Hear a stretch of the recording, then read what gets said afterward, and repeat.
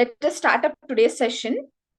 Science is not a solitary endeavor. It thrives on collective efforts of individuals who share their passion for discovery. A very good morning to all the participants, esteemed speakers, guests, and fellow contestants. Society for Agricultural, Horticultural, and Allied Sciences SAHAS welcomes you to the intellectual feast on precision farming, which is a 7-day training program that has emerged as the beacon of hope, offering solutions to various problems. We are already on the 4th day of our session today and connecting with you through an organizing network on this journey of scientific exploration with anticipation in hearts and thirst for knowledge. Let's commence the training session with great enthusiasm and eagerness. Continuing our parallel sessions, today we'll have the opportunity to have a unique insight on precision farming that is being presided over by Dr. Neha. We are fortunate enough to have you with us today, Dr. Neha ma'am. On behalf of the team SAHAS, I heartily welcome you to this training session, ma'am. So let me give up a brief introduction to our today's speaker, that is Dr. Neha Joshi. So having done her BSc Agriculture from Pantnagar, MSc Agronomy from University of Agricultural Sciences, Dharwad, and PhD from Navsari Agricultural University, Gujarat. She has got 3 years of teaching experience and she is currently working as assistant professor in Kumaon University, Nainital. So the topic of today's discussion would be Introduction to Drones in Agriculture, understanding the uses of drones in precision farming, such as imaging and crop monitoring.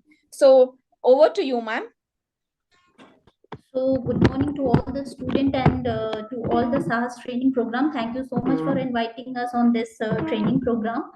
So today I am giving a small lecture on the introduction to drones in agriculture and understanding the use of drones in precision farming, such as imaging and crop monitoring. As we all know that we are landing on the moon, so we are also attending key. We will provide the data from the drones for precision farming to increase the productivity of agriculture. So it is one of the steps taken by the scientists to grow the crop as per the precision farming. So now we'll move towards next slide. So content is like this. First, we'll introduce, then use of sensor in the sensor used in the drones, and how drones are being used in agriculture, and laws related to drones in India, and advantage and disadvantage and limitations of drones. Before I'm going to proceed into the drones, first I'll take a brief introduction on the remote sensing. आप सभी लोगों ने बहुत सारे lectures अभी तक precision farming में ले चुके होंगे. So you all know that what is remote sensing. Remote sensing is nothing but obtaining information of an object without a physical contact. Okay, we are gaining information from the object without touching it. Like our senses is there, sight, smell, ठीक है, seeing. So eyes also are a big sensor. Okay, whatever the reflected from the object, we can see that one. Okay, so according to definition, without touching the ground, we can see the object. So types of remote sensing, 2 types of remote sensing. One is passive remote sensing, another one is active remote sensing. Passive, by name itself, we can understand that it has a source of illumination, that is sun. Solar radiation is the natural source of illumination. So in this passive remote sensing, we are using the solar radiation for illuminating the object. So sunlight illuminated the earth's surface and get reflected in the visible range. You know that visible range from 0.7 to 0.4 to 0.7 millimeter. Okay? And it also re-emitted in the infrared and thermal radiation. It ranges from 0.7 mm to 30 centimeter. Now we'll move towards the active remote sensing. We have their own source of illumination. Means sensor have their own source of illumination. In this type of remote sensing, advantage is this कि we can take the picture in the night as well. ठीक है, night as well as in the cloudy condition. So microwave ranges from 1 millimeter up to the 1 meter. Next, before going to further, we have to know the electromagnetic spectrum. 12th की physics में आप लोगों ने पढ़ा होगा about the spectrum. ठीक है, it is a array of electromagnetic spectrum arbitrary divided into the region with descriptive names. ठीक है, आपने देखा होगा एक्स एंड एक्स वाई रहता है. ठीक है, EM वेव्स मूव करती हैं. तो while we are moving towards the gamma rays to long wave radiation, wavelength is increases but frequency is decreasing. So visible range occur between 0.4 to 0.7 micrometer. Infrared is 0.7 to 3 micrometer, and microwave from 0.1 to 100 centimeter. इस spectrum को याद रखिएगा, it will आगे तक आपको use होगा. Now next, how we have to take the images. ठीक है, of remote sensing, what will happen कि कैसे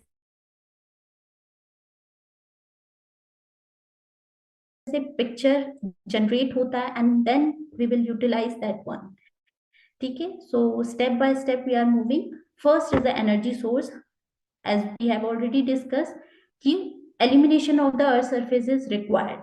ठीक है, either by the solar radiation or by the own source of elimination by the sensor. Next, when energy comes from the space to the atmosphere, it interact with the different particles. आपने देखा होगा atmosphere में clouds हैं, aerosols हैं, dust particles हैं. तो it will interact with the different kind of particles and it is get reflected, refraction, transmission, absorption, etc. So these phenomena occur in the atmosphere. After interacting with the atmosphere, sunlight moves towards the earth surface, the main object. Then energy reaches to the earth surface and interact with the target object, and part of the radiation get reflected. ठीक है, part of the radiation is reflected, scattered, absorbed and transmitted. The sensor registers the intensity of reflected light from the earth surface. ठीक है, whatever the light reflected from the object, that is captured by the sensor. After that, data transmission and processing is done. Then whatever the sensor received the intensity of reflected radiation, that is registered in the sensor and get reflected to the data transmission. ठीक है, where the actually the picturization is done, then scientists would correlate with the pictures and actually the problems will occur. Then last is the application. Whatever the final data are coming from the sensors, then we have to apply into the different sectors. The information is used for the decision making to solve the problem. Ultimately, it is application. Okay, now you can see in the pictures also. There is a energy source of illumination. Okay, that is sun. Then radiation comes to the atmosphere. As we have discussed, reflection, transmission, scattering, everything is occur in the atmosphere. Then sunlight reaches into the earth surface, then interact with the target. Then after interacting with the targeting, reflected back to the sensors. ठीक है, their recording of the energy by the sensor, then transmission, reception and processing is occur in the ground station.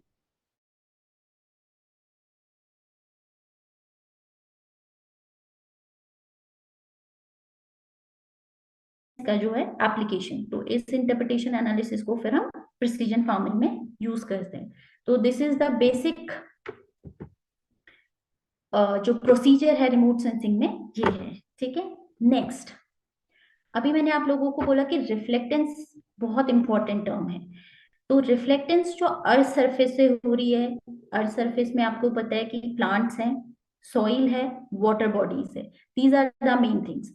ठीक है, buildings हैं, बहुत सारी चीजें हैं, but हम जो अभी डील करेंगे वो 3 चीजों से डील करेंगे: सॉइल, वाटर एंड प्लांट. ठीक है, So now reflectance from the earth surface, the energy reflected from the earth surface is base of the remote sensing. As we have already told कि reflected radiation ही remote sensing में सबसे important part play करती है. ठीक है, reflected measurement of ratio of reflected energy to the incident energy, ये होता है function of lambda wavelength. ठीक है, wavelength is very important. Energy reflected from the surface has different wavelength. ठीक है, different wavelength में जो energy reflect हो रही है, जब आप इसको plot करोगे तो it form a spectral signature. Spectral signature is nothing but it is kind of a DNA.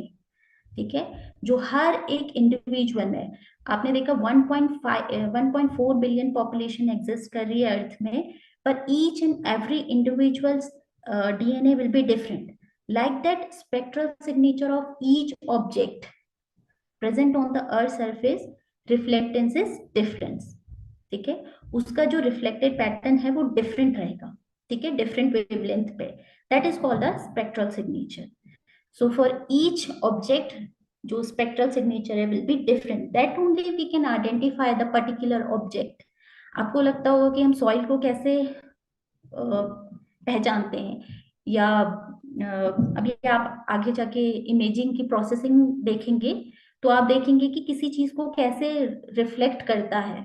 ठीक है, एक पर्टिकुलर वेवलेंथ पे, तो वो आप देखोगे. तो ये क्या है, बहुत इंपॉर्टेंट है. यहाँ पर स्पेक्ट्रल सिग्नेचर सबसे ज्यादा इंपॉर्टेंट होता है. ठीक है, and that is nothing but a reflected energy at particular wavelength. Next, now we will discuss the vegetation से जब रिफ्लेक्टेंस होता है तो वो कैसा होता है, कहाँ पर कौन से बैंड्स में ज्यादा होता है. अभी हमने इलेक्ट्रोमैग्नेटिक स्पेक्ट्रम पढ़ा, उसके हिसाब से हम यहाँ पे देखेंगे.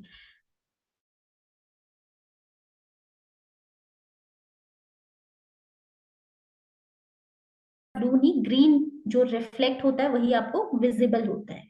ठीक है, तो green leave absorb most of the blue and red band. जो एब्सॉर्ब हो जाएगा बैंड वो कभी आपको reflect most of the green. तो वेजिटेशन क्या है, ग्रीन रिफ्लेक्ट करता है, इसीलिए it will visible a green. Maximum reflectance अगर at the near infrared band. अभी आपने इलेक्ट्रोमैग्नेटिक स्पेक्ट्रम देख रहा था, विजिबल देखा था, फिर आपने रेड विजिबल देखा था, विजिबल के बाद आपने नियर इंफ्रारेड देन इंफ्रारेड देखा. तो हमेशा ध्यान रखना कि जो मैक्सिमम रिफ्लेक्टेंस होती है अगर एट द हायर बैंड. ठीक है, हाउ वी विल जज कि हेल्दी क्रॉप है.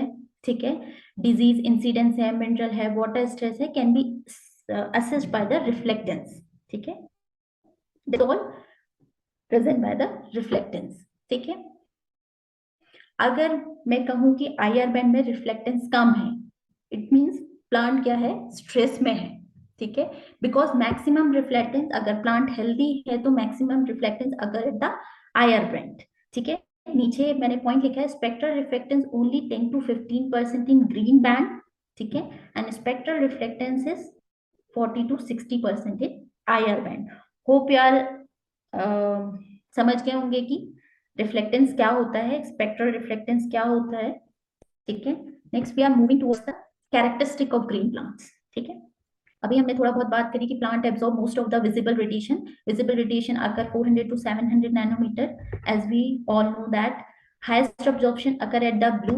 ठीक है, एब्जॉर्प्शन एंड रेड. तो 400 to 500 और 600 to 700 में सबसे ज्यादा एब्जॉर्प्शन अकर करता है. ये तो बहुत सारे बहुत सारे एग्जाम्स में पूछा भी जाता है कि प्लांट किस वेवलेंथ को एब्जॉर्ब करता है. तो ब्लू एंड रेड में सबसे ज्यादा एब्जॉर्प्शन होता है और सबसे ज्यादा रिफ्लेक्टेड जो होता है वो ग्रीन होता है. ठीक है, healthy crop plant reflect more in higher range than most of the other object. ठीक है, due to the internal structure of the leaf. Leaf में you know that mineral content, chlorophyll present है, different pigmentation present है. तो इनकी वजह से जो रिफ्लेक्टेंस है हायर बैंड में सबसे ज्यादा होता है. Water content of the leaf also effect the reflectance. ठीक है, इफ इट इज कम देन जो रिफ्लेक्टेंस पैटर्न है वो कम हो जाएगा. इफ क्लोरोफिल कंटेंट कम इन द लीव्स तो इट विल बी डाउन. ठीक है, reflectance of fire decreases due to the loss of vigour, pest, diseases and stress. यही मैंने अभी बोला, ठीक है। Next, spectral signature of crop plant depends upon the, किन किन चीजों पे स्पेक्ट्रल रिफ्लेक्टेंस डिपेंड करता है। फर्स्ट, पिगमेंटेशन, ठीक है, देन न्यूट्रिशनल स्टेटस, ठीक है, देन लीफ का architecture and leaf area index कैसा है, इस बात पे भी डिपेंड करता है कि रिफ्लेक्टेंस कितना होगा। Then internal structure of the leaves, ठीक है, वाटर कंटेंट कितना है, क्रॉप की कौन सी स्टेज है, and infestation by the pest और डिजीजेस, ठीक है। तो इन सारी बातों पे डिपेंड करता है spectral signature of the plant. See, here we can see the wavelength and reflectance of different crop, ठीक है। ओट में देखो आप रिफ्लेक्टेंस सबसे कम है, then canola, then nugget, potato, ठीक है, अल्फा अल्फा। तो रिफ्लेक्टेंस पैटर्न अभी मैंने आपको बोला कि डिपेंड करता है कि कौन सी स्टेज में लिया जा रहा है, ठीक है। अभी मैंने पीछे आपको बताया था वाटर कंटेंट क्रॉप की कौन सी स्टेज है, ठीक है। और उसके इम्पोर्टेंट बात उसके आर्किटेक्चर पे भी, ओट का आर्किटेक्चर, कनोला का, पोटैटो का या अल्फा अल्फा का, सबका जो आर्किटेक्चर है इट विल बी डिफरेंट, ठीक है। तो रिफ्लेक्टेंस भी डिफरेंट होता है। इसी बेसिस पे हम किसी भी क्रॉप को आइडेंटिफाई करते हैं, ठीक है। अभी मैंने आपको बोला कि DNA will be different for 1.4 billion population, ठीक है। तो ऐसे ही रिफ्लेक्टेंट पैटर्न्स हर एक क्रॉप का, हर एक वीट का, हर एक प्लांट का, ठीक है, it will be different. Now moving to the next slide. अब यहाँ पर हम देखते हैं हेल्दी एंड स्ट्रेस क्रॉप में, ठीक है। अभी मैंने आपको बताया कि आईआर बैंड में सबसे ज्यादा रिफ्लेक्टेंस होती है। You can see that IR band, ठीक है, हेल्दी ग्रीन वेजिटेशन सबसे ज्यादा रिफ्लेक्टेंस शो कर रहा है, ठीक है। सब we are discussing about the reflectance, ठीक है। Now you can see the starting में विजिबल रेंज है, then near infrared and infrared है, ठीक है। तो आप देखो विजिबल रेंज में रिफ्लेक्टेंस है, बट कंपैरेटिवली नियर इंफ्रारेड के कम है, ठीक है। बिकॉज आई टोल्ड कि जो विजिबल रेंज है जहां पर ग्रीन बैंड है वहां पर जो रिफ्लेक्टेंस है सिर्फ 10 to 20% होती है, बट नियर इंफ्रारेड में सबसे ज्यादा। तो इट शोज कि ये प्लांट हेल्दी है, सबसे ज्यादा रिफ्लेक्टेंस मीन्स हेल्दीएस्ट। आप नेक्स्ट बैंड में देखोगे तो वहां पर वेजिटेशन स्ट्रेस है, तो वहां पर क्या है, जो रिफ्लेक्टेंस पैटर्न है as compare to healthy plant कम है। एंड देन सीवियरली स्ट्रेस जहां पर है वहां पर और भी रिफ्लेक्टेंस पैटर्न कम है। तो basis on reflectance pattern you can also जज the healthy and non healthy plant, ठीक है। I hope you all understood. Now next, अभी तक हमने वेजिटेशन का पढ़ा, now will move towards the spectral reflectance from water, ठीक है। So most of the incident radiation either is absorbed, transmitted, you know, but in water it depends on the turbulence and turbidity, ठीक है। longer wavelength जितनी होगी, orange, red, infrared bands are almost absorbed by the water bodies, ठीक है। Shorter wavelength जो होगी, violet, blue, green, most of the reflected. तो water जो शॉर्टर वेवलेंथ है उसको रिफ्लेक्ट करेगा, अगर वो उसको रिफ्लेक्ट कर रहा है, ठीक है, तो वो ब्राइटर शो होगा, ठीक है। और लॉन्गर वेव में जहां पर भी एब्सॉर्प्शन होता है वहां पर हमेशा आप देखना कि डार्क इमेज आती है, और जहां पर भी रिफ्लेक्टेंस अच्छा होता है वहां पर जो आपको इमेज देखेगी वो इट विल बी ब्राइटन, ठीक है। तो if you are seeing water bodies in a shorter wavelength तो it will be a bluish colour, ठीक है, ब्लू और bluish colour. If you are taking same water body in IR ray, IR band, so it looks darker because most of the longer wavelength absorbed by the water bodies, ठीक है। तो reflectance depend करता है depth कितनी है, ठीक है, water bodies की डेप्थ कितनी है, सरफेस रफनेस कितनी है, टर्बिडिटी कितनी है। सो बहुत सारी चीजों पे ये एब्सॉर्प्शन एंड रिफ्लेक्टेंस डिपेंड करता है। फिलहाल के लिए बस आप इतना समझ लीजिए कि जो शॉर्टर वेवलेंथ पे वहां पर water bodies looking like a brighter, और in longer wavelength it look like a darker, ठीक है। नाउ सॉइल, ठीक है, मोस्ट ऑफ द रेडिएशन है द एब्जॉर्ब और रिफ्लेक्टेड, हम अभी बोल ही रहे हैं। लिटिल इज ट्रांसमिटेड, ट्रांसमिशन बहुत कम होता है, ठीक है। Reflectance increases with increasing lambda. Soil में देखना अगर लैम्डा इंक्रीज कर रहा है, अभी मैंने आपको इलेक्ट्रोमैग्नेटिक स्पेक्ट्रम में बताया कि जब आप गामा रे से लॉन्ग वेव रेडिएशन की तरफ को मूव करते हैं तो जो आपकी वेवलेंथ है वो इंक्रीज करती है। तो सॉइल में जो रिफ्लेक्टेंस है increases with increasing the wavelength. ठीक है, यहाँ पर एक और इंपॉर्टेंट चीज है, reflectance pattern less in valley and peak. जहां पर भी जैसे कोई भी माउंटेन एरिया है वहां पर वैलीज और पीक्स अगर आ रहे हैं तो वहाँ जो रिफ्लेक्टेंस पैटर्न है वो आपको कम होगा। इट मीन्स वो जो एरियाज आपको दिखेंगे इट विल बी डार्कर। ठीक है, next the soil properties is very important to affect the reflectance and reflecting patterns. ठीक है, soil properties such as texture, moisture, structure, organic carbon, मतलब कोई भी मिनरल मैटर, कितना मॉइस्चर है सॉइल में, उसका टेक्सचर क्या है, उसमें क्ले है, सैंडी है या फिर सिल्ट है।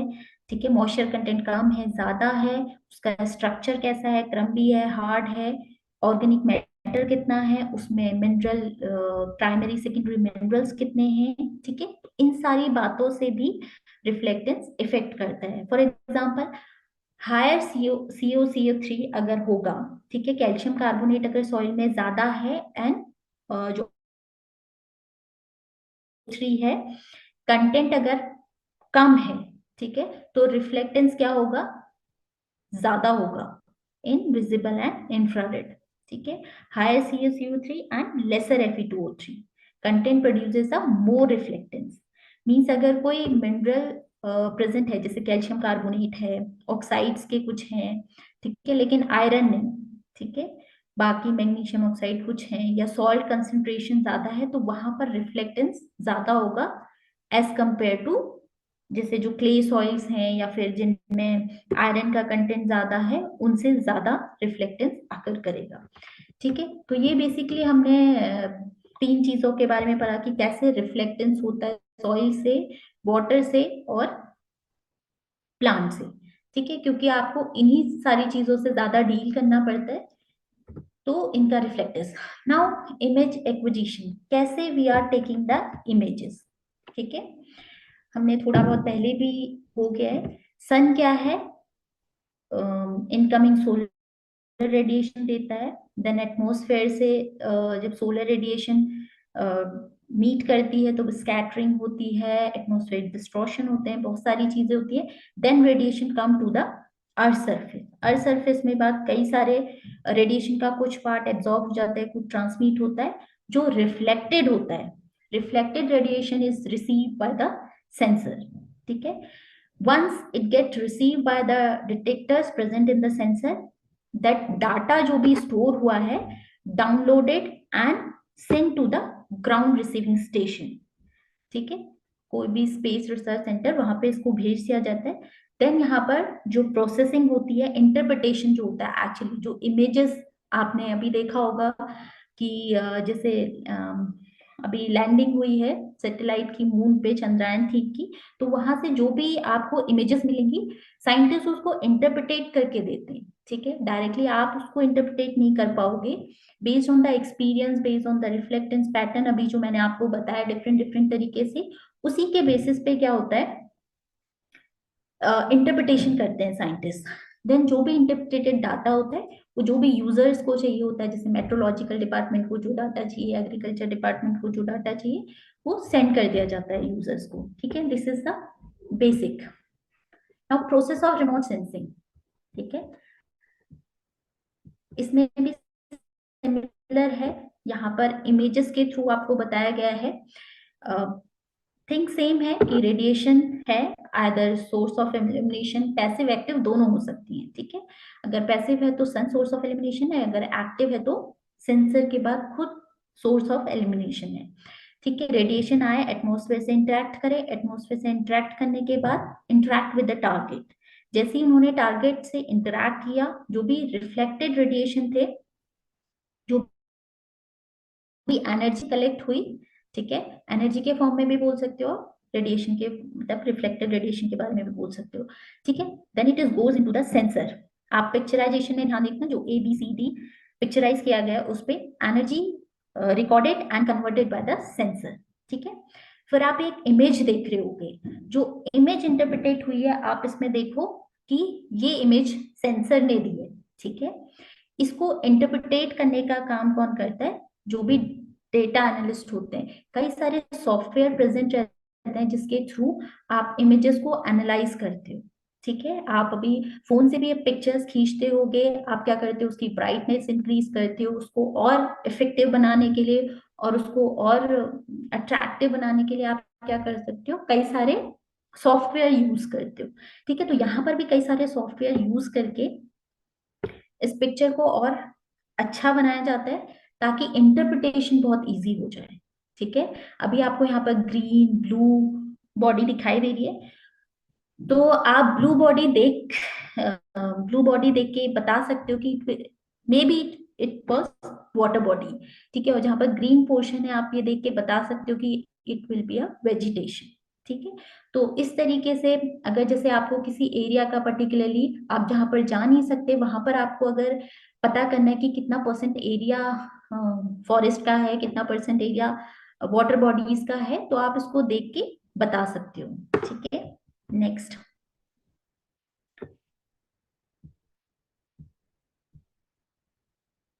ठीक है। अब ये बात हो गई कि पिक्चर, ठीक है। नाउ पिक्चर आपको कैसे मिलती है सेंसर्स में, ठीक है। तो पिक्चर जो है वो बैंड्स के फॉर्म में मिलती है। अभी हमने पढ़ा विजिबल, नियर इंफ्रारेड, विजिबल में आपने पढ़ा रेड ग्रीन ब्लू। तो हर एक बैंड पे एक आपको पिक्चर मिलेगी, ठीक है। तो हर एक बैंड क्या करता है, आपने देखा होगा यहाँ पे जो स्क्वायर रखे हैं, ठीक है। हर एक बैंड की एक पिक्चर है इसमें। तो सेंसर कैन मेजर द, जैसे आपकी ह्यूमन आई सिर्फ विजिबल रेंज को मेजर करती है, लेकिन सेंसर के अंदर एबिलिटी है कि वो पूरा इलेक्ट्रोमैग्नेटिक स्पेक्ट्रम को क्या कर सकता है, मेजर कर सकता है।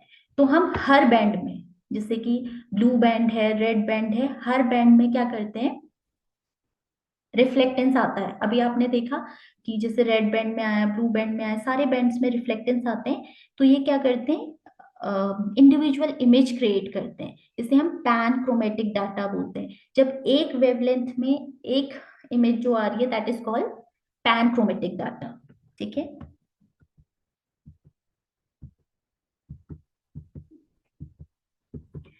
Now you can see that different bands में हमने फोटोग्राफ्स ली, 3 बैंड्स आर व्यूएबल साइमल्टेनियसली, ठीक है।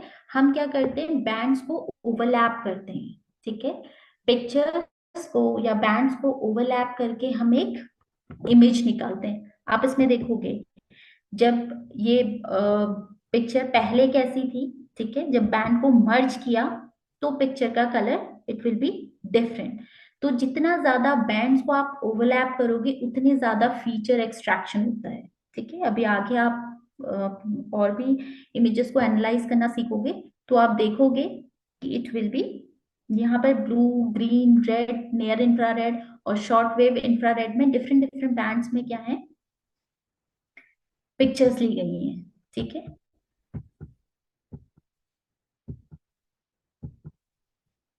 Now next, this is the band combination. जितना ज्यादा आप बैंड को कंबाइन करोगे उतना ज्यादा फीचर जो होंगे आपको ज्यादा विजिबल होंगे, ठीक है। यहाँ पर एक होता है फॉल्स कलर चार्ट, एक होता है true colour chart remote sensing में, ठीक है। अभी मैंने आपको बताया कि जैसे फॉरेस्ट है, ठीक है, रिफ्लेक्ट ग्रीन, ग्रीन लाइट को रिफ्लेक्ट करेगा तो ग्रीन। पर कभी कभी क्या होता है कि आप उसको ग्रीन को उतना अगर आप सिंप्लीफाई नहीं कर पा रहे तो you can give the false colour chart. तो ग्रीन को आप रेड दे सकते हो, तो रेड एकदम से विजिबल होगा। तो यहाँ पर जो वेजिटेशन दिखाया गया है from red band, red picture से दिखा गया है, ठीक है। और यहाँ पर अर्बनाइजेशन, यहाँ पर जो ब्लू कलर आपको दिखा रहा है इट शोज द अर्बनाइजेशन। तो ये पिक्चर जो ली गई है वो रेड ग्रीन और ब्लू बैंड में ली गई है, ठीक है। तो जितना ज्यादा आप बैंड का कॉम्बिनेशन लोगे उतना ज्यादा आपको क्या होगा, जो कैरेक्टरिस्टिक हैं, ठीक है, जो कैरेक्टरिस्टिक हैं वो बहुत ज्यादा विजिबल होंगे। यहाँ पर देखो आपने pan chromatic, multi spectral, hyper spectral sensor जो होते हैं मोड सेंसिंग के अंदर जो सेंसर प्रेजेंट रहते हैं ये 3 टाइप से लेते हैं सब। पहला एक पैन क्रोमेटिक डाटा, ठीक है, multi spectral and hyper spectral, ठीक है। पैन क्रोमेटिक डाटा मतलब ओनली वन वाइड बैंड, ठीक है। जैसे कि आप पहले पुराने फोटोग्राफ्स में देखते थे कि वो ब्लैक एंड व्हाइट होती थी, ठीक है, बहुत ज्यादा क्लियर इमेज नहीं होती थी, तो उस टाइम पे जो है सिंगल बैंड पे आपको फोटोग्राफ मिलती थी। Now there are the different multispectral sensor is present, multispectral, hyperspectral।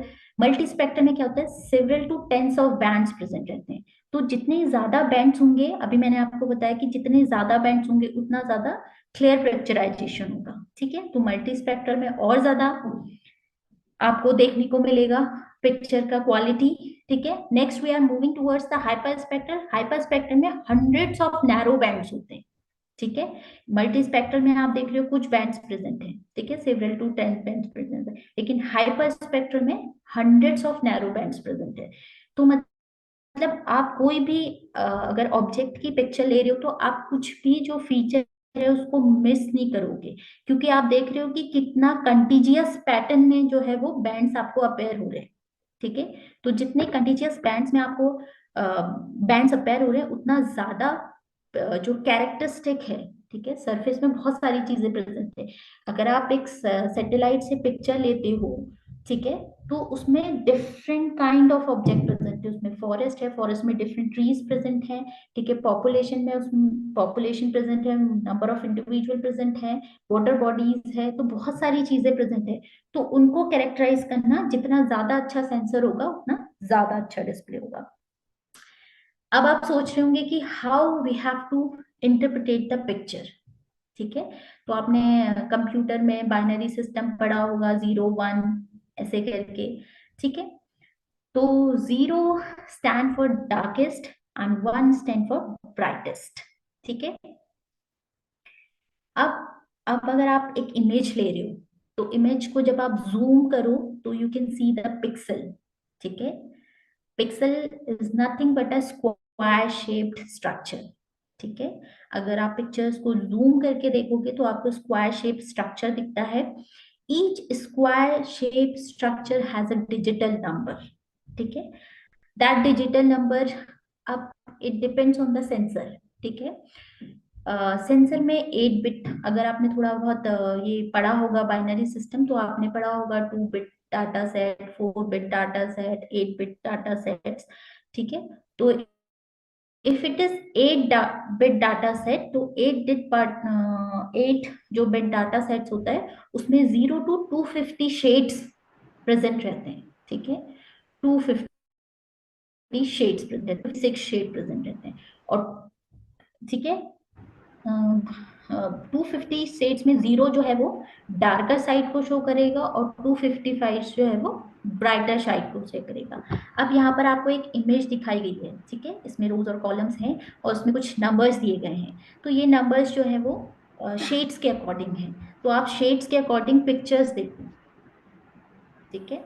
तो आप जितना ज्यादा आपका नंबर होगा उतना ज्यादा पिक्चर का शेड अच्छा होगा। जैसे 0 to 256 मैं आपको बोल रही हूँ 8 बिट डाटा सेट है, तो इसमें 0 to 250 शेड्स ऑफ ग्रे और ब्लैक और व्हाइट प्रेजेंट होंगे, ठीक है। जो 0 होगा इट शोज द डार्केस्ट, और जैसे जैसे आप मूव करते जाएंगे towards the higher rank it will show the brightness, ठीक है। Now combining images from different bands, ठीक है। आप हर बैंड से इमेजेस लेते हो, जैसे आपने ग्रीन बैंड में ली, फिर आपने रेड बैंड में ली, then you are going to the infrared region, ठीक है। Each band generate a black and white image, ठीक है, but it is of different contrast. हर बैंड को इमेज तो मिलेगी, जैसे आप ब्लू में गए आपको इमेज, आप नीचे पिक्चर देखो, रेड में आपको पिक्चर दिख रही है, ग्रीन में सेम पिक्चर है, रेड में आपको दिख रही है, ग्रीन में आपको दिख रही है, ब्लू, बट इनका कंट्रास्ट विल बी डिफरेंट, ठीक है। when we are merging into a color picture then the feature will be projected will be more, जो फीचर उसमें प्रेजेंट है वो आपको ज्यादा अच्छे से विजुअल हो रहा है as compare to red, green and blue band. ठीक है। Next, image acquisition mode. कैसे हम इमेजेस को लेते हैं, अगर सैटेलाइट की अगर बात करते हैं तो सैटेलाइट कैसे इमेज लेती है। ठीक है, कि इतना परफेक्ट आपको फीचर कैरेक्टराइजेशन ऑफ किसी ऑब्जेक्ट का मिलता है। तो आप नेक्स्ट मूवी में देखो, एक होता है विश ब्रूम, एक होता है पुश ब्रूम। पुश ब्रूम आप झाड़ू लगाते होंगे घर में, से forward to backward to forward आप मूव कर रहे हो, तो ऐसी पुश ब्रूम में जो सेंसर होते हैं, ठीक है, जो सेंसर प्रेजेंट होते हैं वो ऐसे पिक्चराइजेशन करते हैं backward to forward. But whisk broom में क्या है, when the one column is completed then it moves to the another column, like that it is moving. By seeing the picturization you can, now this is the imaging from the space। ठीक है, अभी मैंने आपको बहुत सारी चीजों के बारे में बताया। ठीक है, अल्टीमेट द पिक्चर, जो सैटेलाइट जो आपके चारों तरफ जियो स्टेशनरी सैटेलाइट्स, पूरा सैटेलाइट्स होती है जो पिक्चर्स लेती हैं, ultimately this kind of picture is there, that is a real time information. ठीक है, जो भी एक्चुअली प्रेजेंट है वहां पर, उसका ये इंफॉर्मेशन देती है। Then temporal information, temporal means satellite एक ही जगह पर कितने टाइम बाद रिपीट करती है। ठीक है, for example I am living in Nainital, तो नैनीताल में एक सैटेलाइट माना मंडे को आई, तो it will repeat again in Saturday. तो वो जो है वो 6 डेज का उसका टेम्पोरल टाइम है। तो टेम्पोरल इंफॉर्मेशन मिलती है। Then spatial, spatial information when you are characterize the two object. ठीक है, जितने भी ऑब्जेक्ट यहाँ पे प्रेजेंट है उसको कैरेक्टराइज करती है। देन एक सिनॉप्टिक कवरेज, एक ओवरऑल व्यू देती है। तो आप अल्टीमेटली जो इमेज आपको स्पेस से मिल रही है सच काइंड ऑफ इमेज है। तो ऐसे हम रिमोट सेंसिंग में पिक्चर का एक्विजिशन कर सकते हैं। ठीक है, पिक्चर हमें यहाँ से भी मिल रही है, तो हमें क्यों ड्रोन की रिक्वायरमेंट है। ठीक है, हम सैटेलाइट से भी डेटा लेके प्रिसीजन फार्मिंग कर सकते हैं, क्रॉप मॉनिटरिंग कर सकते हैं। Why we have to go for drones. ठीक है, so now will move towards the actual. ठीक है, ये एक पिक्चराइजेशन है जो लिया गया है डेड लीव, स्ट्रेस लीव और हेल्दी लीव। ठीक है, तो डेड लीफ में एब्जॉर्प्शन ज्यादा होगा, रिफ्लेक्टेंस कम होगा, it is that's why it will shows the darker colour. ठीक है, और healthy shows the brighter colour, brighter green colour, because of the more reflectance. Now what are the challenges of satellite remote sensing. ठीक है, क्या challenges हैं कि हमको drones का यूटिलाइज करना पड़े। फर्स्ट, अगर हम हिली एरियाज की बात करें तो there is a so much undulating topography. ठीक है, आप देखोगे पहाड़ों में बहुत सारा ऊपर नीचे है। देन नॉन एक्सेसिबिलिटी, यहाँ पर नेटवर्क का सबसे ज्यादा एरर है, because I am living in Nainital, so I am facing this problem. ठीक है, सो नॉन एक्सेसिबिलिटी।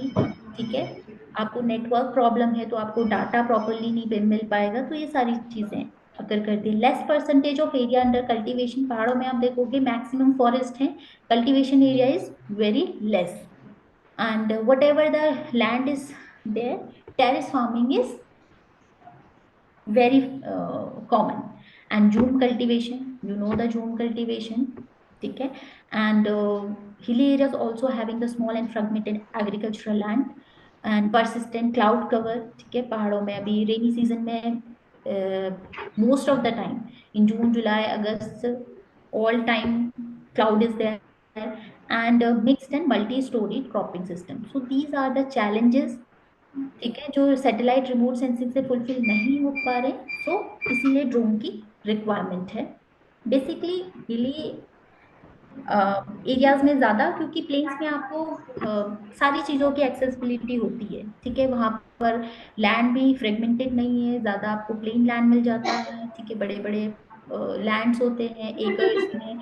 आप जब भी पहाड़ों में जाओगे तो आप देखोगे नालीज में, आपको जो एरिया की जो यूनिट होती है वो नालीज में होती है पहाड़ों में। तो यहाँ पर जो है वो आपको छोटे छोटे, आप देख रहे हो पिक्चर में कि छोटे छोटे एरियाज अवेलेबल हैं। ठीक है, तो because of this constraints we are moving towards the drone। so drone is the sky, eye in the sky। ठीक है, So as we know that climate is changing, ठीक है, it has a major impact on the food security. Okay, so we have to feed, if it is now it is 1.4 million, but in 2050 it will increase about to 9 million, 9 billion population. So we have to feed the 9 billion population. Area is decreasing, ठीक है, and efficiency of the inputs is very low. So we have to increase such kind of things. Insect pest damage is there, ठीक है, water efficiency is very less. So by using the drone technology, we can improve, and we can fulfill the demand of 2050 population, ठीक है. अगर हम UV की बात करें तो first time UAV model is developed by Yamaha, ठीक है. Unmanned helicopter Yamaha RMAX was introduced for agriculture pest control and crop monitoring application. After that, Yamaha stopped their production in 2017. What is drone? ठीक है, अभी आपने पढ़ा था व्हाट इज रिमोट सेंसिंग, तो kind of drone is also similar. Drones are remote control aircraft with no pilot, ठीक है, उसमें बोर्ड में कोई पायलट एग्जिस्ट नहीं करता. आपने देखा होगा drones are remote control aircraft with no human pilot on the board. Drone also can called be unmanned air vehicle या फिर अननेम्ड एयर सिस्टम, ठीक है. UAVs as sky farmers enabling the bird eye view, ठीक है, for entire cultivation area या फिर life stock heard, किसी का भी आपको एंटायर एरिया प्रोवाइड करते हैं, ठीक है. आपने देखा होगा अगर आप PhD MSc के स्टूडेंट हैं तो कई सारी यूनिवर्सिटीज में बर्ड आई व्यू देने को बोलते हैं अपनी लैंड एरिया का, तो वो आप ड्रोन से दे सकते हैं, ठीक है. एंड यूएवीज का जो है प्रिसीजन एग्रीकल्चर में बहुत ज़्यादा इम्पोर्टेंट रोल प्ले करता है. Because what is the meaning of precision? Before the occurrence of any event we know, ठीक है. फॉर एग्जाम्पल अगर अर्थक्वेक होने वाला है या कोई डिजीज आने वाली है या डिजीज की सिवियरिटी कितनी है, तो अगर इन सारी चीज़ों के बारे में हमें पहले से पता रहेगा तो we can manage the crop accordingly, ठीक है. तो to provide the superior quality images with the help of hyperspectral and multispectral cameras are there in sensors, ठीक है. बिल मल्टीस्पेक्ट्रल एंड हाइपरस्पेक्ट्रल हमने पीछे पढ़ा था, बट डिटेल में हम अब पढ़ेंगे, ठीक है. नाउ टाइप्स ऑफ ड्रोन, अगर बेस्ड ऑन द साइज देखें तो nano, micro, mini, small, medium और लार्ज साइज के होते हैं. Based on type of wings के दो टाइप के होते हैं, एक होते हैं फिक्स्ड विंग, एक होते हैं हाइब्रिड विंग या फिर जो मूवेबल विंग्स होते हैं वो होते हैं, ठीक है. अब मैंने लिखा है altitude, resolution, area per picture, flight time, overlap, ठीक है. These are the important characteristic while you are using the drone, कि how much altitude we have to fly the drone, कितने altitude में. if you are increasing the height, altitude means if you are increasing the height you have to sacrifice the resolution, spatial resolution. What is spatial resolution? Resolution is that when you are distinguishing two objects, two closely apart object, ठीक है, that is called the resolution, ठीक है. आप zoom करके जब देखते हो ना पिक्सल, तो वही चीज है कि आप ऑब्जेक्ट को कितना क्लेरिफाई कर रहे हो, ठीक है. दो ऑब्जेक्ट अगर प्रेजेंट है अर्थ सरफेस में तो वो उसको कितना एग्जैक्टली दिखा पा रहा है, that is resolution, special resolution, ठीक है. तो ऑल्टीट्यूड जितना ज्यादा होगा ड्रोन का, उतना आपका जो स्पेशल रेजोल्यूशन है वो कम हो जाएगा, ठीक है. ऐसी flight time is very important, ठीक है. एक मिनट में वो कितना फ्लाइट कर सकता है. तो flight time also depend on the weight, ठीक है. वेट कितना है, उसमें क्या क्या मशीनरीज ऐड हैं, अभी आप कंपोनेंट्स तो देखोगे. And another thing is overlap. While you are taking the picture, overlap is very important. अगर आप ड्रोन को फ्लाइट करते हो तो जब आप उसको फ्लाइट करा रहे हो तो उसका एक फ्लाइट प्लान है.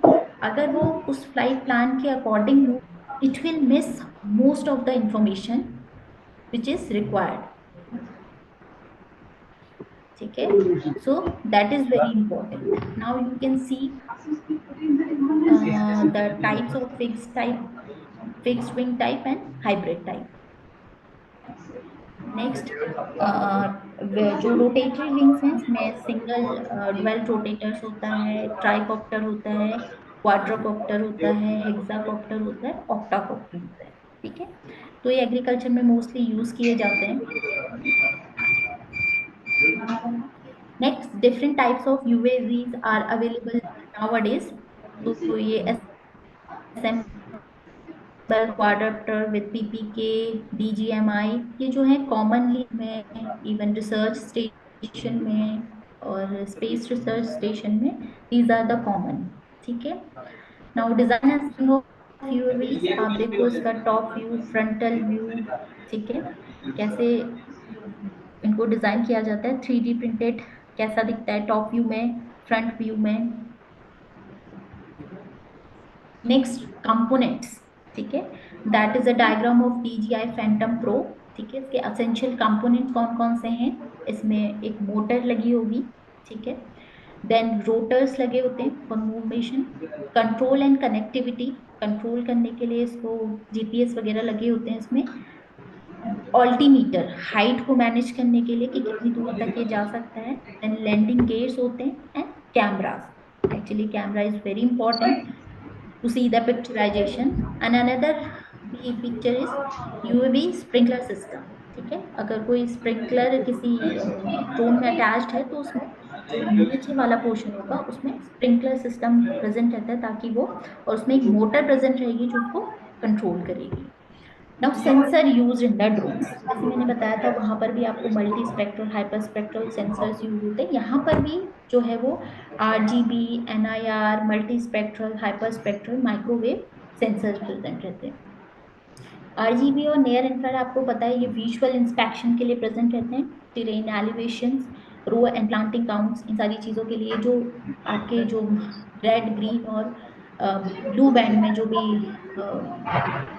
वो प्रेजेंट रहती है इमेजेस, वो विजुअल इंस्पेक्शन करती हैं, या फिर टेरेन एलिवेशन कितना है, रो एंड प्लांट काउंट, ये सारी चीजें। नियर इंफ्रारेड में सॉइल प्रॉपर्टीज आप मेजर कर सकते हो, सॉइल में कितना मॉइस्चर है, plant stress, irrigation management, vegetation analysis. Multi spectral में प्लांट ग्रोथ एंड हेल्थ। ठीक है, which is very important. In hyper spectral में एडवांस मल्टी स्पेक्ट्रल। ठीक है, वो अभी हम 1 by 1 पढ़ेंगे।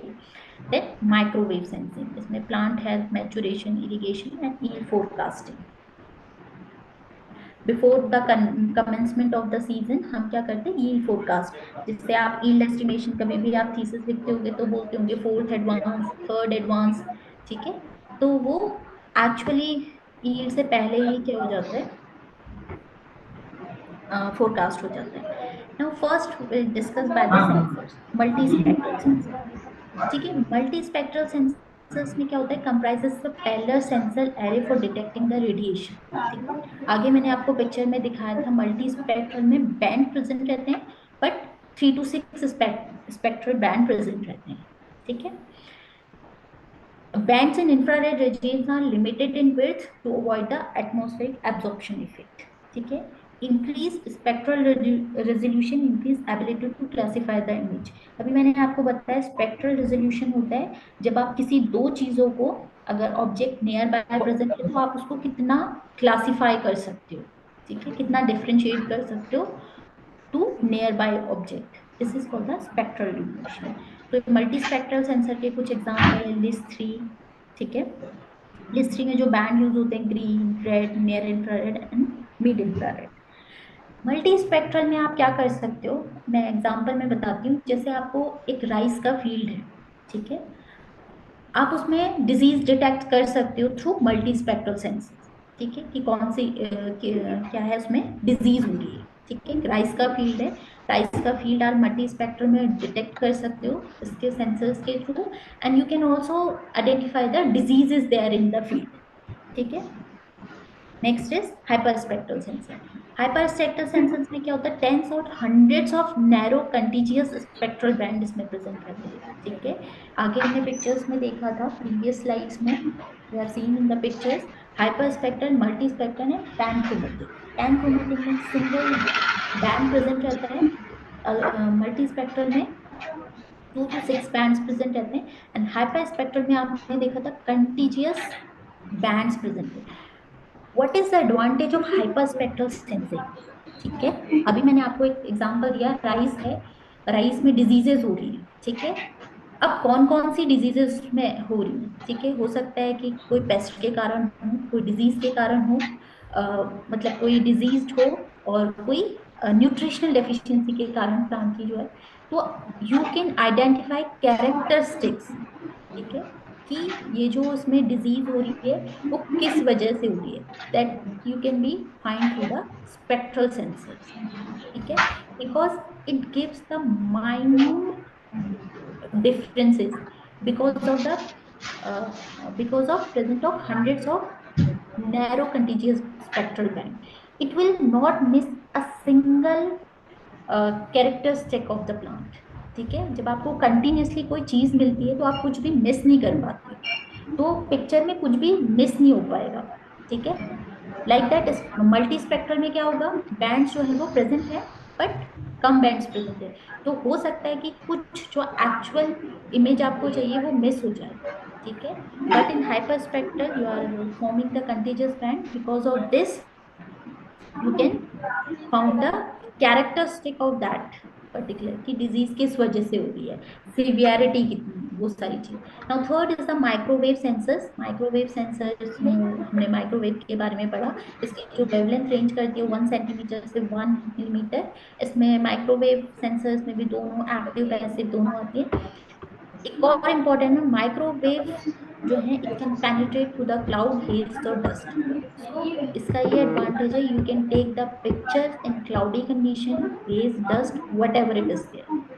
ठीक है, बिकॉज अभी तक क्या था, जो शॉर्ट वेव होती थी वो पेनिट्रेट नहीं कर पाती। ठीक है, पेनिट्रेट नहीं कर पा रही तो रिफ्लेक्टेंस नहीं होगा, तो इमेज नहीं आएगी। ठीक है, बट माइक्रोवेव सेंसर्स का क्या है, it can penetrate through the cloud, haze, dust, so you can picture in the this condition also. मतलब अगर weather condition, environmental condition is not good, even though you can take the pictures. ठीक है, microwave remote sensing का क्या characteristic है, for example एक bridge construction हो रहा है। ठीक है, ब्रिज कंस्ट्रक्शन में which material you are using. ठीक है, क्योंकि माइक्रोवेव क्या करता है, ऑब्जेक्ट में कौन सा मटेरियल, जैसे कोई भी अ, वो बन रहा है, कंस्ट्रक्शन हो रहा है किसी भी चीज का, तो which material is used, either it is iron, either it is stone, what ever it is.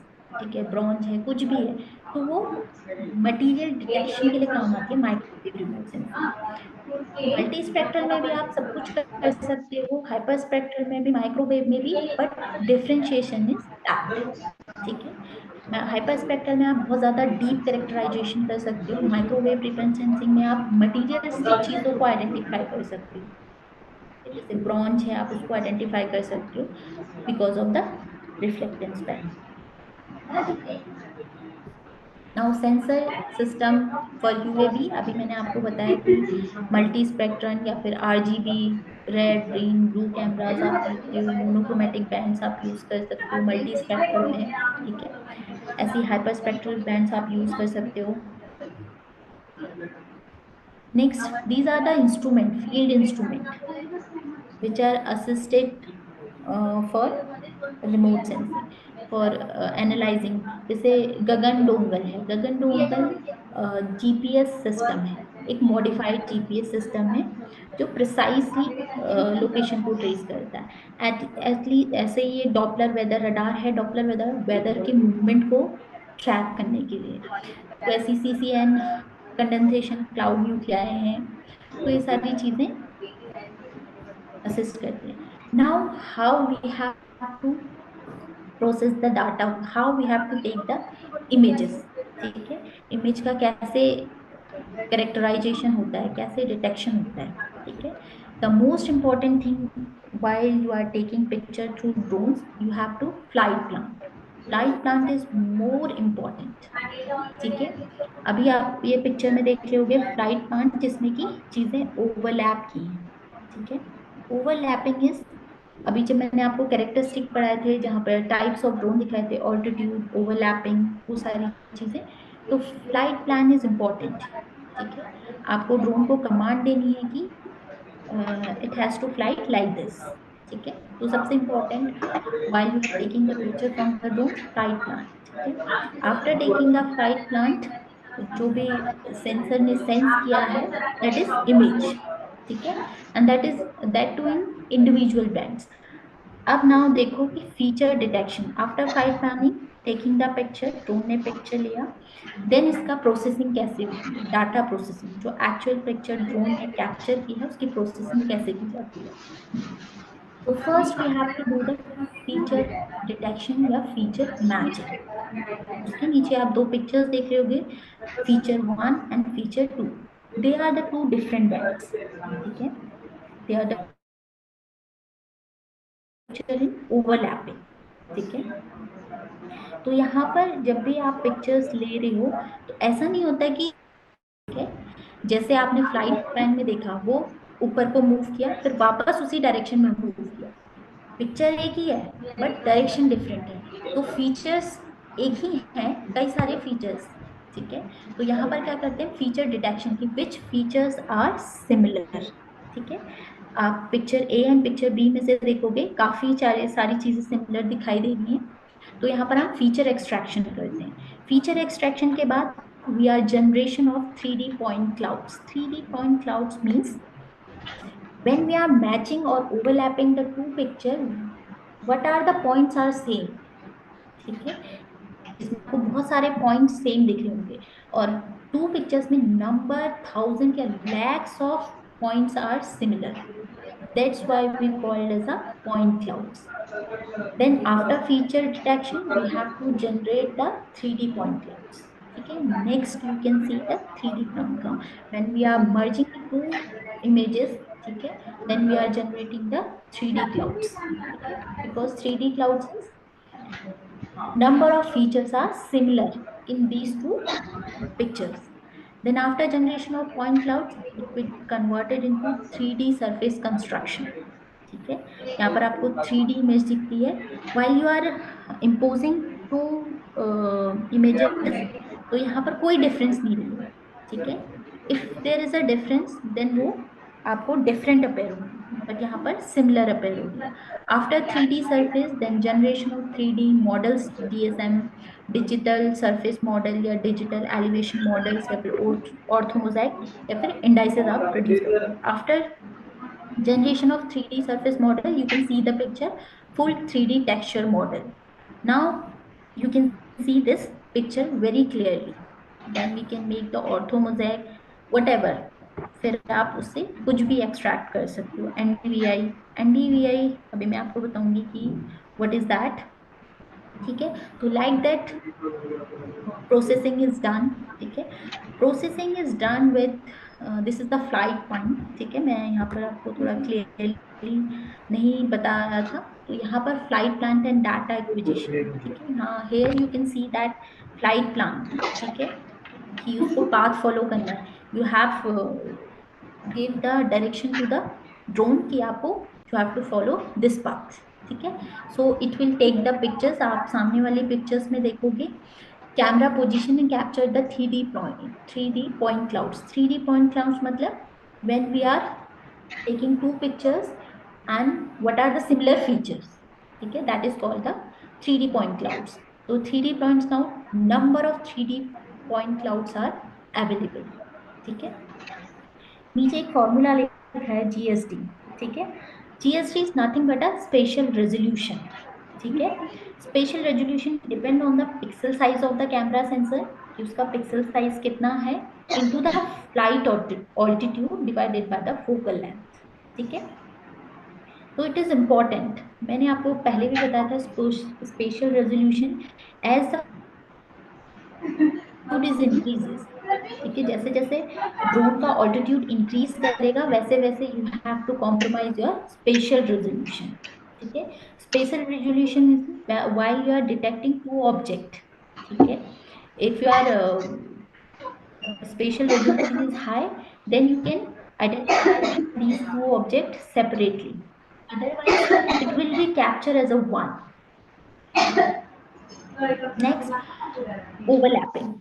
Forward overlapping is 75%. ठीक है, and side overlapping is 60%. ठीक है, while drone is moving, तो forward overlapping 75% तक होनी चाहिए and side overlapping should be 60% for 3D better construction of the 3D images. ठीक है, this is also a Trinity F90 drones की एक flight plan है for monitoring. This is also the data processing generation of product. ठीक है, like जैसे 3D point cloud से आप प्रिसाइज 3D मेजरमेंट दे सकते हैं, डिफरेंट स्लोप्स एलिवेशंस बता सकते हैं। ठीक है, वॉल्यूमेट्रिक एंड हाइट कैलकुलेशंस कर सकते हैं। Then 3D surface if you are generating, then you can provide the elevations data.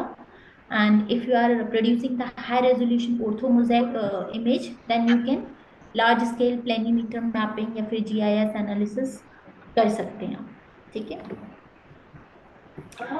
Now processing के लिए while you are doing the processing some tools are very important. ठीक है, जैसे कि computer में सॉफ्टवेयर प्रेजेंट रहते हैं। ठीक है, आप अपनी पिक्चर्स को भी जब आप पिक्चर क्लिक करते हो तो आप उसको इन्हांस करते हो थ्रू सॉफ्टवेयर के थ्रू। ठीक है, जिसके जिसके कैमरा में फोन में जितना ज्यादा सॉफ्टवेयर होंगे वो उतना पिक्चर इन्हांस करके दे सकता है। तो these are the some tools while using in drones processing, जैसे ओपन सीवी है। ठीक है, ओपन सीवी क्या करता है, फीचर एक्सट्रैक्शन एंड मैचिंग। अभी आपको जब मैंने डाटा प्रोसेसिंग बताई थी वहां पर मैंने आपको फीचर एक्सट्रैक्शन बताया था। ठीक है, दो पिक्चर्स के बीच में आप जब उसको एक्सट्रैक्ट कर या फिर आप उसको मैच कर रहे हो कि उसके कितने पॉइंट्स मैच कर रहे हैं, तो वहां पर ओपन सीवी यूज होता है। ऐसी वीएल फीट एल्गोरिदम है फॉर फीचर डिटेक्शन। ठीक है, ऐसे ही ओपन एसएफएम है या विजुअल एसएफएम है, ये generation of 3D point clouds के लिए इंपॉर्टेंट है। ऐसे PS PMVS ortho photo generation के लिए इंपॉर्टेंट है। MeshLab 3D mesh editing clearing and reconstruction के लिए इंपॉर्टेंट है। तो ये सारे क्या है, आप इनको सॉफ्टवेयर नहीं कह सकते, actually they are working in a particular section. ठीक है, जब भी आपकी डाटा प्रोसेसिंग हो रही है तो हर एक पॉइंट में डाटा प्रोसेसिंग के एक बीच वाले पॉइंट पे ये काम कर रहे हैं। ठीक है, जबकि सॉफ्टवेयर में आपको आगे बताऊंगी कुछ, these are the software use in UAV processing, that is CIP, ISM, V3. These are the commercial software. What is the difference between software and tools? Software, अगर आपके पास सॉफ्टवेयर है, you can put that image and it will give the end results. ठीक है, if you are putting something raw data and it will give the final representation of that, so that is software, that is the work of software. जैसे Agrisoft Pix 4D, that is commercial software available for UAV processing. But these are the tools which is used for the particular portion. ठीक है, now next farm level mapping using UAV. UAV के through आप farm level mapping भी कर सकते हो, कितना percent of area forest के अंदर है, कितना क्रॉप के अंदर है, कितना रेजिडेंस एरिया है, इन सारी चीजों को आप डिटेक्ट कर सकते हो। ठीक है, बेस्ड ऑन रिफ्लेक्टेंस एनडीवीआई, अभी मैं आपको बताऊंगी एनडीवीआई। ठीक है, here you can see that is a village area. ठीक है, and left hand side and right hand side you can see the image of that area through drones. ठीक है, तो यहाँ पर जो येलो, ठीक है, ये फॉल्स कलर चार्ट है। ट्रू कलर चार्ट में जो जिस चीज का, जैसे ग्रीन इंडिकेटिंग फॉर वेजिटेबल्स, तो you have to give the green colour. ठीक है, but here you can give the some different colour, that is called false colour chart. Green की जगह आपने ब्लू दे दिया, ब्लू की जगह आपने रेड दे दिया, this is colour false sir को एक फॉल्स चीज कलर बोलना चार्ट। फॉल्स लालच कलर देने चार्ट का को ये बेनिफिट होता है कि कि सर आप आपको कभी कभी कि सर आप पिक्चराइजेशन भी फटाफट जाओ, ज्यादा फटाफट सबमिट क्लेरिफाई करवा दिखता दीजिए, है। फिर रिसर्च ठीक पेपर है, भी आप आप यहाँ आते ही पर आपको देखते हो सबमिट कर दीजिए ऐसा एग्रीकल्चरल करके। Land shows from yellow, fallow land from light blue, forest area from dark green, ठीक है, horticulture area from light green. ऐसी रोड आपको ब्लैक से दिखाई दे रही है, सेटलमेंट्स आपको रेड से दिखाई दे रहे हैं, जो भी घर वगैरह हैं, हाँ हाँ वाटर बॉडीज हैं। तो यू कैन हाँ, सी वो तो द सर बोलेंगे एक्चुअल तभी होगा। पिक्चराइजेशन, मतलब हाँ सर एक्चुअल देखेंगे विलेज तभी इमेज होगा ना। वर्सेस ड्रोन क्या पिक्चर इमेज। ठीक है, here you can see that vegetable mapping, ठीक है, क्रॉप्स को, सीसी वैसे तो बन यहाँ ही पर रही जो थी, मेज, बस आज टोमेटो, तुम्हारे डालने कैबेज, रहेंगे ताकि कॉलीफ्लावर है, मतलब गवर्नमेंट ये रह सब जाए। डिटेक्ट किया जाता है based on the reflectance pattern.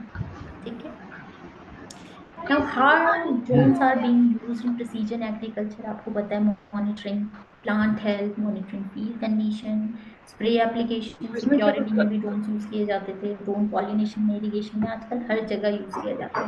Earlier you वो can see कैसे in रहेगा, क्योंकि military, रिजल्ट वगैरह सब जगह तो security कर दिया जाएगा। purpose और इन सारी चीजों के लिए यूज किए जाते थे ड्रोन 1945 से, मतलब वहां से अभी तक यूज किए जा रहे हैं, बट एग्रीकल्चर में जो यूज है वो रिसेंटली स्टार्ट हुआ है। How we are judging the monitoring plant health, मैंने आगे भी आपको रिमोट सेंसिंग में बताया था, सेम ऐसे ही है, ऐसा कुछ है नहीं, डिफरेंट नहीं है। ठीक है, because image interpretation will be same. ठीक है, जैसे आप उसमें इमेज इंटरप्रिटेशन कर रहे हो based on the reflectance pattern, यहाँ भी आप मतलब अगर रिफ्लेक्टेंस आए तो पैटर्न उनसे के बेसिस मिल पे लेना। ही जज करोगे। नहीं, मिल So, लेना सर को बोलना सर monitoring crop सीधे condition आके are कॉन्टैक्ट altered by करवा दूंगा, आपको nutrient, चार्ज water वगैरह availability, लगेगा, disease, पैसा होगा insect, तब pest, आपको सेट weather कर condition, दूंगा, सीधा बोल रहा हूँ। कुछ भी फिजियोलॉजिकल चेंजेस हो सकते हैं, वरना सर आप ये क्लोरोफिल आपके कंटेंट पे हो जाएगा सकता वो है, तो छुट्टी पिगमेंट के बाद कंटेंट्स जब हो भी सकता आओगे है, उसके उसकी उसी दिन फंक्शनिंग हो आपको सकती मैसेज है। मिल जाएगा। ठीक है, तब बोल देना तो सर ये सर सारी प्लीज चीजें करवा दो, जो है आप किससे मेरे को के करवा थ्रू डिटेक्ट करते हैं, spectral signature of the crop would be alter compare to the वही बात। नॉर्मल। सुनो ठीक है, सुनो, अरे सुनो, मैंने आपको पहले भी एक डायग्राम शायद दिखाया था स्ट्रेस्ड और अच्छा तो हेल्दी वो प्लांट्स के बीच में। इमोशनल ठीक है, तो तो कर ही दिया। स्पेक्ट्रल सिग्नेचर के बीच में कितना रिफ्लेक्ट कर रहा है अब तो बढ़ना लाइट। ही चाहिए, ठीक तुम्हारा है, परेशानी उसके नहीं होनी बेसिस पे चाहिए आप जज कर सकते हो प्लांट की हेल्थ को। Now you can see the crop damage assessment using the UAV. ठीक है, completely affected, partially affected area, number of fields affected, even area कितना अफेक्टेड है, वो सब कुछ भी आप यूएवी के थ्रू कर सकते हो। ठीक है, even though you can go for the production estimation कि कितना प्रोडक्शन होगा। प्रोडक्शन जब भी आप कोई प्रोडक्शन एस्टिमेशन करते हो कि किसी एरिया में कितना प्रोडक्शन होना है, तो इट इज वेरी कहाँ इंपॉर्टेंट, पर यू रहती हैव है टू ग्राउंड ट्रुथ कलेक्शन। इन ठीक दोनों है, को एग्रीटेक का ground certificate truth a collection मतलब एक स्पेसिफिक स्टेज में या फिर एक गया, सर्टिफिकेट आ मल्टीपल गया, मेल स्टेज पे। में आप क्या करते हो, उसका हाँ मेल पे आ गया इमेज है, ले आपको लेते हो। भी आ जाएगी ठीक है, copy. Then you have to develop the relationship between और the report spectral uh signature of crop and crop yield and growth. ठीक है, जैसे फॉर एग्जांपल आपने मेरे देखा को कि तो आई फ्लावरिंग स्टेज पे है थिंक क्रॉप। मेडिकल साइंस में ठीक है, बात वहां करी पर थी ना, आपने उसका रिफ्लेक्टिंग पैटर्न लिया। इन जनरल ठीक है, फिर उसके बाद फ्रूटिंग स्टेज में जब आई, इंटरनेशनल वहां पर आपका क्या क्या रिफ्लेक्टेंस है पैटर्न सही, लिया। ये ठीक है, कैसे लग रहे हो और कैसे हो पर आप रहा है। उसमें एक रिलेशन डेवलप करते हो। ठीक है, इसके लिए थ्रू कई सारे नीचे समझ लिखा है सिमुलेशन मॉडल इज डेवलप्ड। ठीक है, आपको कई सारे आपने पढ़े होंगे तो क्रॉप, देखिए प्लांट मुझे याद नहीं साइंस आ है, रही, सोइल साइंस है, क्रॉप सोइल वाला सेट है। करके, और कुछ कुछ मॉडल्स के नाम अभी मैं भूल रही हूँ। ठीक है, आई डेंट रिमेम्बर प्रॉपरली। तो कई सारे सिमुलेशन मॉडल है मेज में, व्हीट में, शुगर केन में, जिसके थ्रू आप क्या कर सकते हो, यील्ड को जज कर सकते हो। तो ये जो जजिंग होती है, ये क्या करते हैं, एक एल्गोरिदम आप जनरेट करते हो, एक कोरिलेशन रिग्रेशन आप जनरेट करते हो between the spectral signature of at particular stage to the yield. ठीक है, तो एक रिलेशन डेवलप होता है, कोरिलेशन रिग्रेशन आपने पढ़ा होगा। उसके बेसिस पे क्या करते हैं, हम मॉडल्स जनरेट करते हैं। तो ये मॉडल जो होता है based on the spectral signature prediction करते हैं, फिर इनका इन मॉडल को वैलिडेट एंड टेस्टिंग की जाती है for selected crops and area.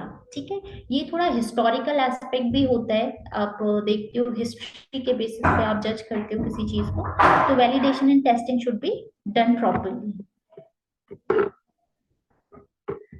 ठीक है, Then this is the vegetation indices, NDVI. ठीक है, NDVI is nothing but a normal difference vegetation index. ठीक है, NDVI it is a ratio of NIR and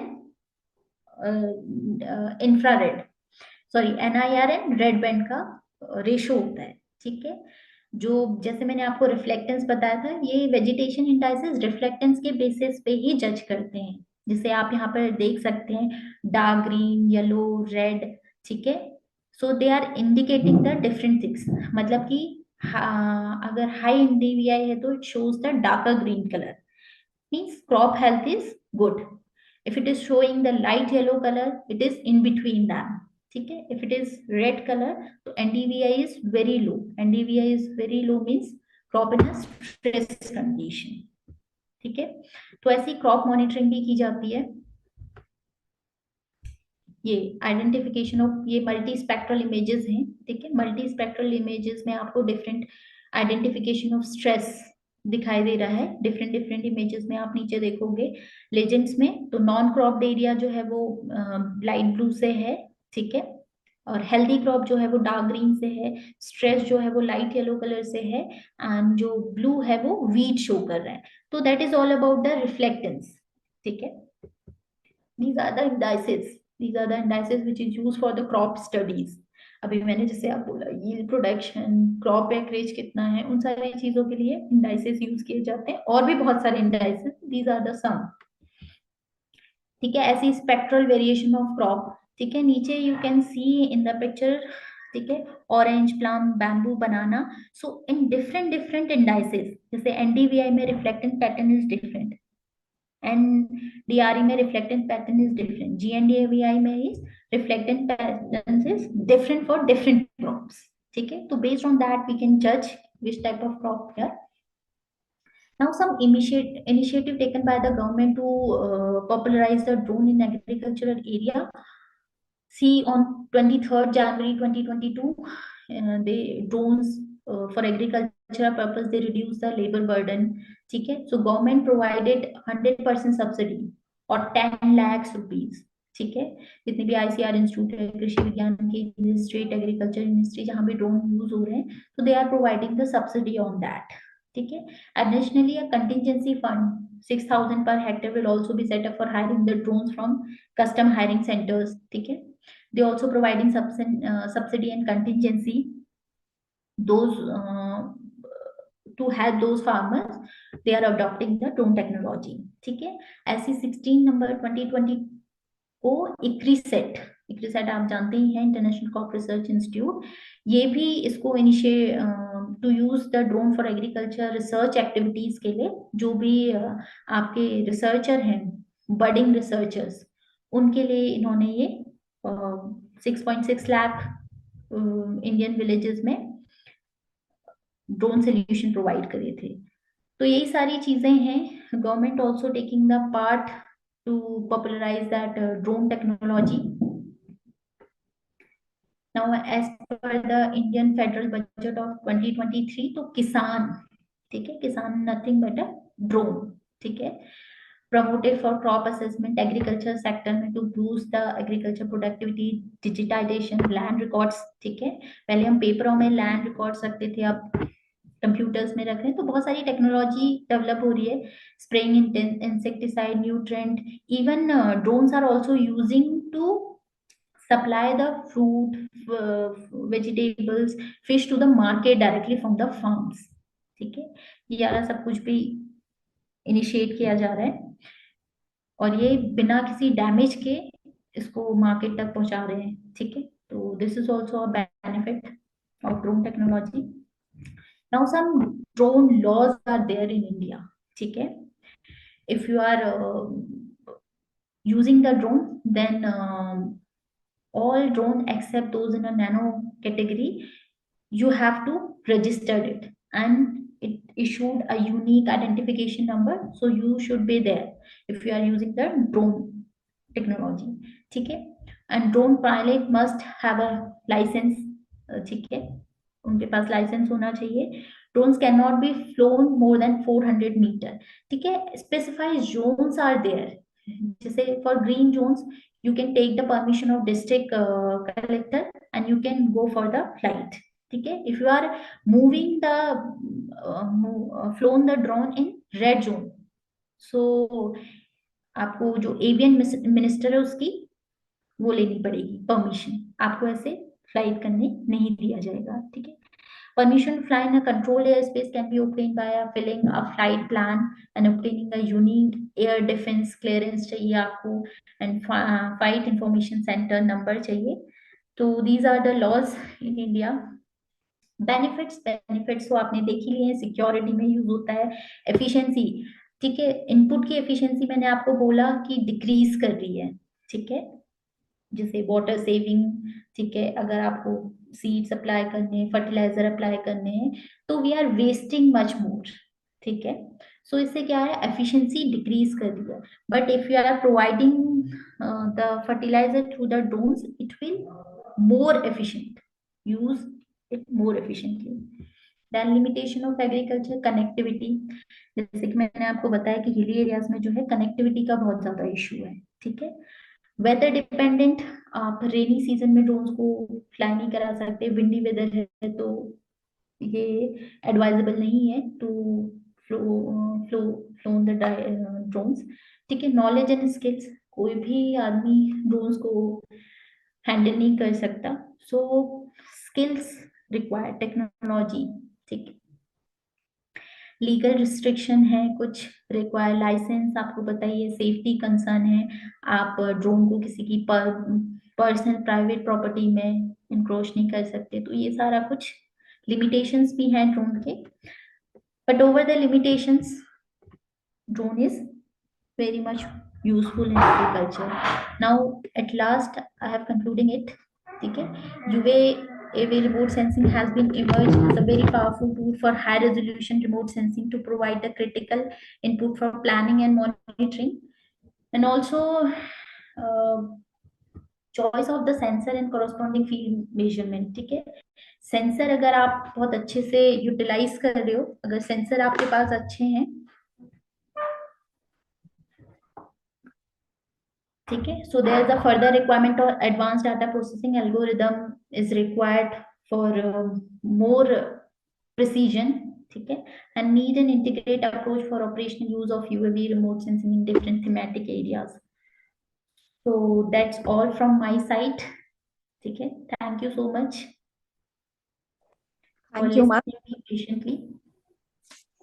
An eye in the sky for agriculture is the drone revolution. Thank you, Dr. Neha, for the brief talk on unmanned aerial vehicles, that is drones. You have indeed wonderfully highlighted us about the uses of drones, remote sensing, its types, the electromagnetic types, and the stages. And it was indeed a wonderful presentation. And you have also enlightened us about a lot about sensors. Thank you, ma'am. Now the session is open for discussion. Over to you, participants. So, ma'am, we have a few questions. Shall we move on? Yes, Tamanna.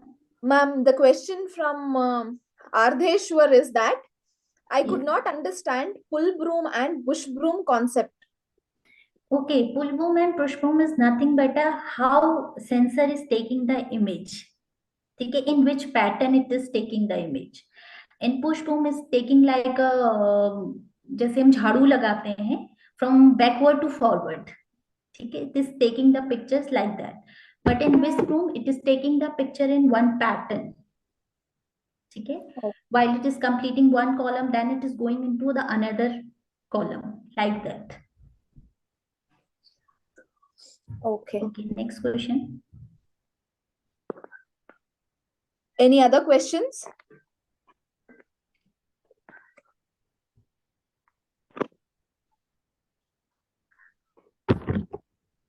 Any other questions, participants? Ma'am, question from Saumyajit Tripathi. Satellite imaging can be used in dense forest. Yeah. It can use anywhere in dense forest, no. But one thing is microwave remote sensing is used in dense forest because penetrability is more. ठीक है, in microwave remote sensing, as I shown in one of the picture, ki penetration power in microwave remote sensing it is more, but if you can see in multispectral and hyperspectral, it is somewhat difficult in dense forest. Okay. Next. Moving on, the next question is from Aman Gupta. Ma'am, drone are expensive technology like Indian farmers. So it is about the economic Yeah, part. it is expensive, but I have already told some initiative taken by the government for researcher, for new station agriculture farm. They are providing subsidy up to 100% or 10 lakhs. So like that. Okay. The next question is from Modun Shrim. So ma'am, you have mentioned overlap percentage. Can you please explain that about a bit? Overlap. Overlap percentage. ठीक है, in flight while you are drawing, while you are flight plan, ठीक है, in flight plan overlapping is important. ठीक है, overlapping में मैंने आपको एक पिक्चर दिखाया था कि जितना ज्यादा ओवरलैप करेगा उतना ज्यादा फीचर एक्सट्रैक्शन में वो हेल्प करेगा. ठीक है, अगर वो ओवरलैप नहीं करता है तो आपने देखा होगा जो फीचर मैचिंग और एक्सट्रैक्शन ऑफ 0.3D क्लाउड है वो हम मिस कर देंगे. तो एक्चुअल जो पिक्चराइजेशन है वो जो मिस कर देंगे. तो overlapping is very important in that aspect. Okay. The next question is geostationary satellites and their uses from Anuradha Gada. What? Geostationary satellite and their uses. Geostationary satellite is satellite. You are seeing the geostationary satellite is about 3600 kilometer from the Earth surface. ठीक है, you are taking television. ठीक है, you are sensing everything. So because of the geostationary satellites through which we are radio communication is there, television is there. So all this because of the geostationary satellites. Okay. Moving on. The next question is from Pratham Sharma. Can we check the organic matter content of soil through geographical information system? Yeah, definitely. I already told from reflectance from the soil. In that I mentioned the clay content, even the CO3, salt is there. We can detect everything through remote sensing. Okay. So any other questions, participants? The next question is from Prashant Vekaria. Data visualization techniques in remote sensing are useful or not for identifying and surveying? I'm not getting properly. And the question is, data visualization techniques in remote sensing, whether it is useful or not in case of identifying and surveying. Yeah, it is important. Data visualization. Without data visualization, how we can cover the areas? Okay, because it is visualization. By visualizing the data and images, we are georeferencing is there. Georeferencing means whatever the image we are clicking from the satellites, then we have to put the coordinates. Okay. Then it will give the actual area. Okay, like how much percentage forest is there, how much percentage agricultural crop is there, and how much percentage residence area is there.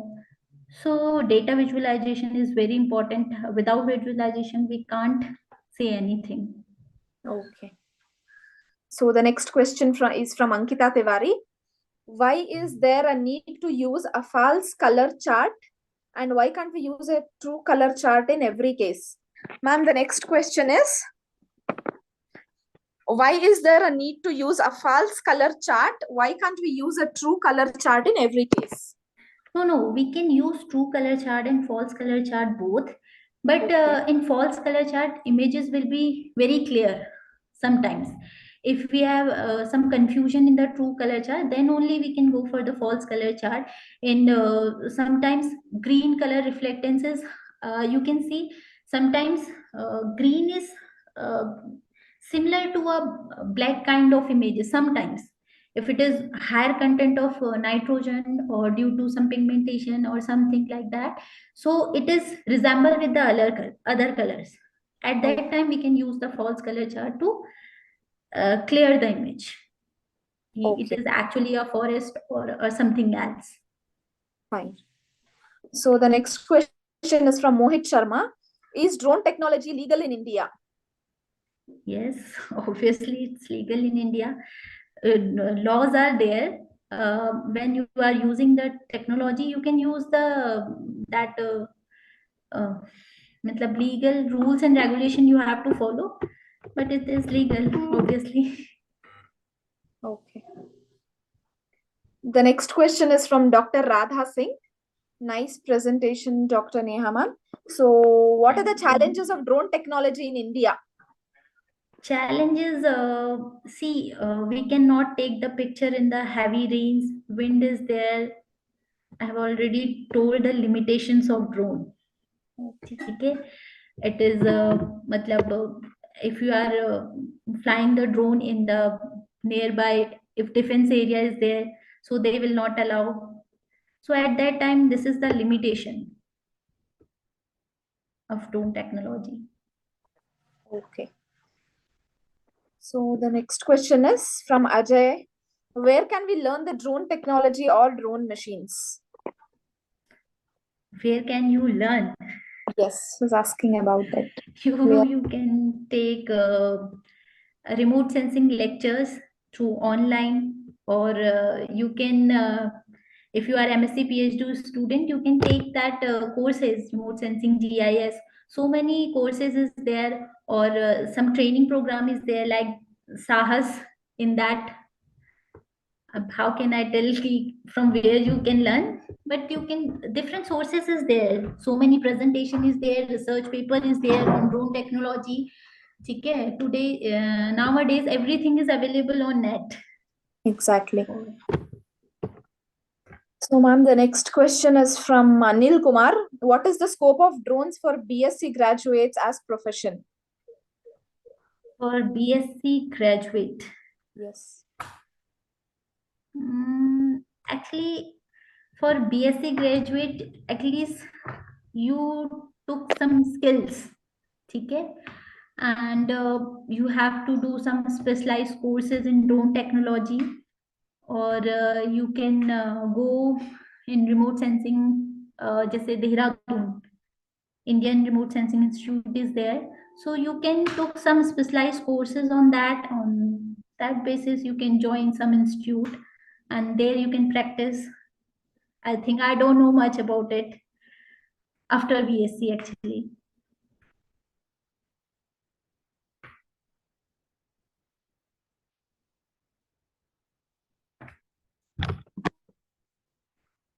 Tamanna, your voice is not coming. I think you muted. Any other question, participants? This is all about the question and answer session. If you have any other questions, you can please post up in the chat box. No questions? If you have any further query, you can take my Gmail ID and you can post on that. I can answer Okay. it. Share your Gmail ID to And any of Joshi. Al sir or Sunil sir. They'll be posting up in the group. No issues. Okay. Ma'am, you are getting a lot many of comments saying that it was a very nice presentation, ma'am. Congratulations on that. Thank you so much. It's my pleasure कि अगर कोई बोल रहे कि आपका presentation अच्छा है, मेरा the main aim is to deliver the content finally. So if I deliver Yes, properly, lot then Yes, ma'am. Ma'am, there is one more question. Ji. If you don't mind. Yes, tell me. Question is from Ankita Tiwari. Up to which depth sensors can detect in soil and water, and is there any range? Actually, we can detect up to very depth, it depends on the penetration of the sensor's ability. Okay. Okay. In microwave remote sensing, it penetrates very deeply. Okay. So we can also measure the depth of sea. So you can imagine up to which depth we can remote sensing can detect the depth actually. So it is to inform all the candidates that you'll be getting up your presentations in the group that have been created. So, ma'am, this was all about today's session. In the current millennia, the use of sustainable information and communication technology in the agriculture is not an option, but necessity. And Goldman Sachs has rightly said that agriculture sector will be the second largest user of drones in the world in the next 5 years. In this slide, Dr. Neha ma'am has enlightened us about the use of drones, which will be very useful for us in the coming days, and also to all the young buds that have been joined up to this training session. So, on behalf of the team Sahas, I extend my heartfelt thanks to Dr. Neha and all the participants. Thank you, ma'am. Thank you, Tamanna, and thank you, the Sahas team, and also the participant. Thank you, ma'am. Thank you May for this program be the source of inspiration, enlightenment, and fruitful exchanges in the days to come. With this, I'll take your leave. Thank you, one and all. And it is to inform all the participants that in order to seek certificates, it is imperative that you attend all the sessions and submit the feedback on precision farming, only after which you will be issued the certificates. Make sure we have just been left with 2 days. Make sure that you'll attend all the classes. So thank you to all the participants. Thank you, ma'am. Thank you, Tamanna. Now I can leave the Yeah, meeting. you can be. Thank you. Thank you so much. Okay. Okay. Okay. Good day, all. Thank you, ma'am. Thank you.